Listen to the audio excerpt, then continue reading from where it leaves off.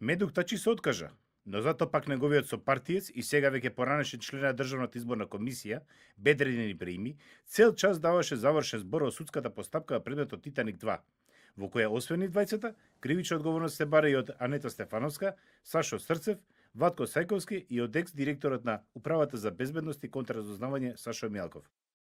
Обвинетиот Тачи пред судечкиот совет кажа дека нема да дава завршен збор, но дека ќе го поддржи сето она што во негово име ќе го каже неговиот и бранителот на Бедредин Ибраими, адвокатот Елвир Исени. Исени побара судот да донесе одбивателна, односно ослободителна пресуда за Тачи Ибраими и се повика на мислењето на Врховниот суд за членот 22 од Законот за специјалното јавно обвинителство, односно за неможноста се поднесува обвинение 18 месеци по прием на материјали. Исени се повика и на одлуката за аболиција на председателот Иванов, која што во меѓувреме беше повлечена, а потоа прогнозираше дека осудителна пресуда нема да обстане пред било кој меѓународен суд. Јас сум легалист. Немало никакви притисоци, ниту обиди за притисок за да може да се стори кривично дело, повреда на избирачко право. Прекршување на законот има, но од преговарачите во прежинскиот процес и тоа од сите нив, без исклучок.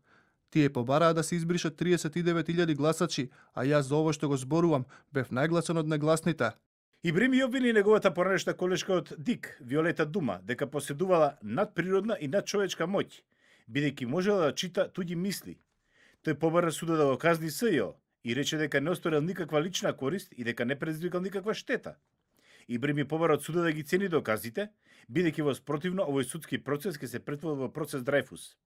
Судењето за предметот Титаник 2 ќе има уште едно продолжение, а потоа судот ќе ја донесе пресудата за овој случај, кој почива на телефонски разговори со кои се договараат прегласувања или поништување на гласања на локалните избори во 2013 година.